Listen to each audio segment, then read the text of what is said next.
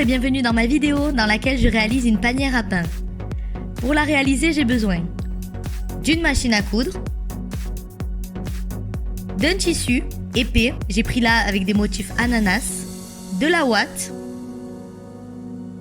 de fils, d'une paire de ciseaux, d'épingles, de pinces de couture et de ruban. Je commence par découper le tissu épais avec les motifs ananas.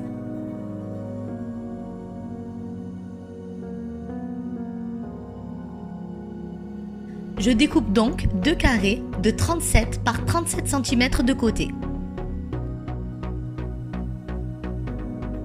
Pour la ouate, je découpe également un carré de 37 par 37 cm de côté. Dans le carré de ouate, je trace dans les 4 angles des petits carrés de 9 par 9 cm.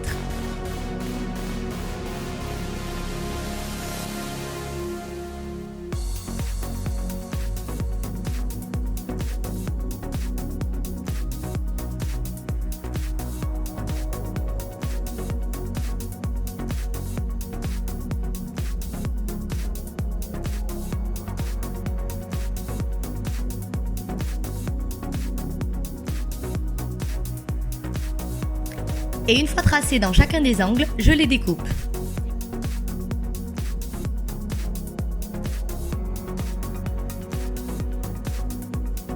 Et voici ce que j'obtiens, une croix. Ensuite, je prends le ruban. Là, j'ai choisi un ruban en satin noir de environ 1 cm de largeur. Je le mesure et je découpe à 12 cm.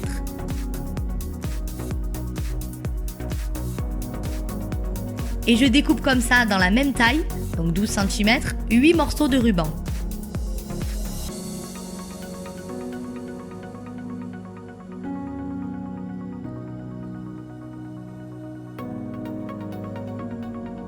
Je prends l'un des deux carrés de tissu avec les motifs ananas, l'endroit vers moi, et à l'aide d'une règle, je mesure en partant d'un angle 9 cm et je viens poser le ruban sur le bord et je le fais dépasser vers l'intérieur du carré et j'épingle.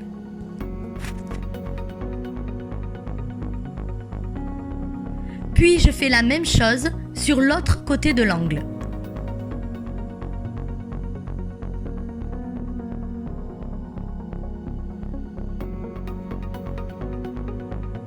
Ensuite, je fais la même chose pour tous les angles.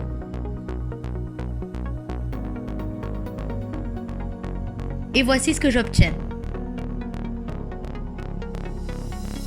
Je prends maintenant le deuxième carré de tissu avec les motifs ananas que je viens poser par-dessus, endroit contre endroit, et en mettant les motifs dans le même sens.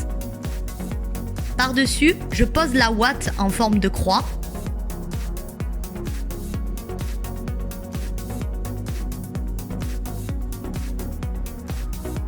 Et je viens maintenir le tout à l'aide de pinces de couture.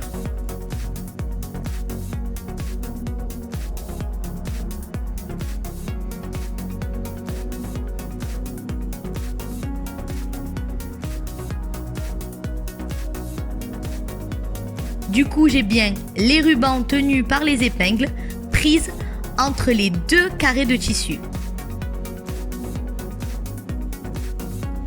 Je vais assembler le tout avec une piqûre en laissant une ouverture sur l'un des côtés, mais en veillant à ce que la couture ait bien pris tous les rubans.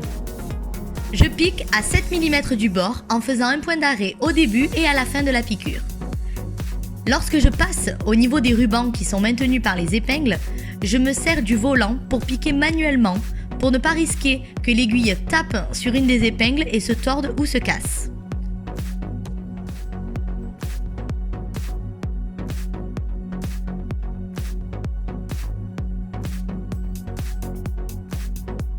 Pour le reste, je retire au fur et à mesure les pinces de couture et je pique normalement.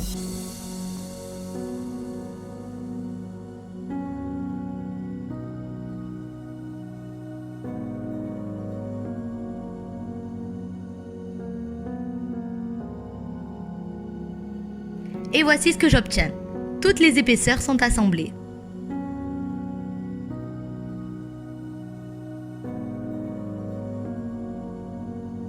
À l'aide d'une paire de ciseaux, je dégarnis les angles.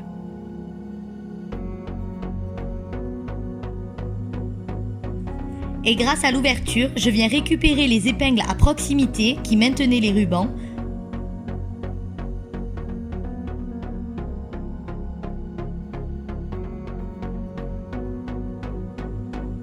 Puis, tout en retournant l'ouvrage, je récupère toutes les épingles.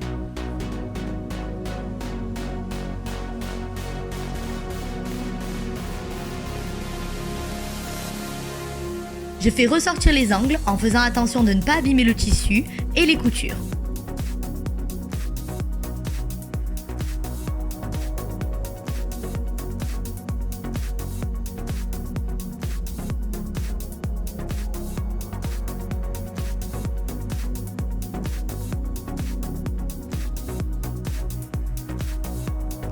J'arrange les bords au niveau de la couture.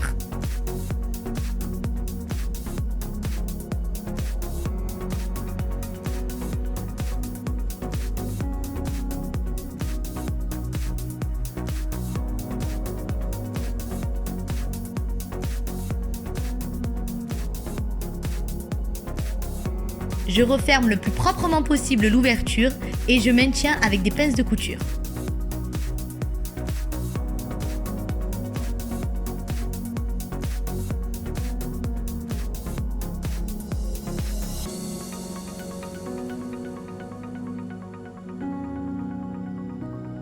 J'en mets également tout autour pour maintenir les deux tissus bien bord à bord.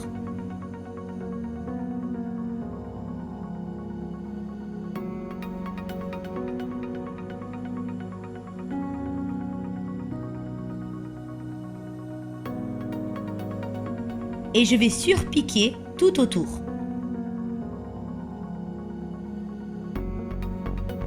Je pique à 2 mm du bord en faisant un point d'arrêt au début et à la fin de ma piqûre et je retire les pinces de couture au fur et à mesure.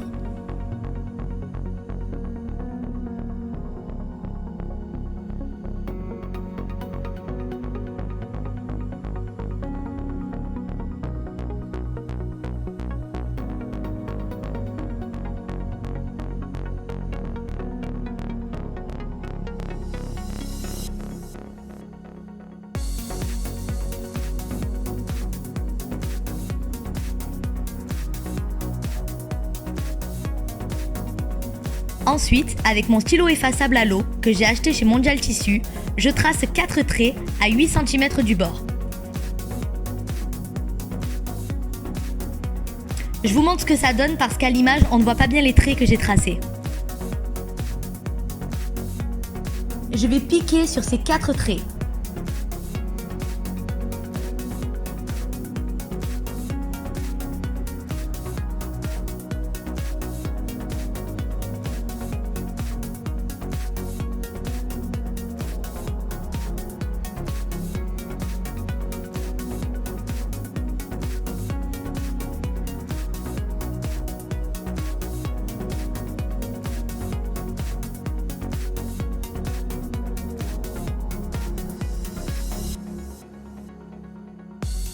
Et voici ce que ça donne. Je finis par nouer les rubans au niveau des 4 angles.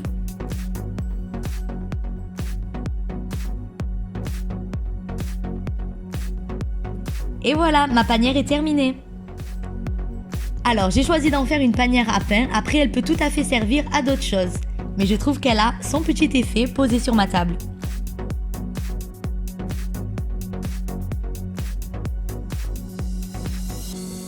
Et dans ma prochaine vidéo, je vous montrerai comment je réalise un plaid pour bébé au tricotin rectangulaire.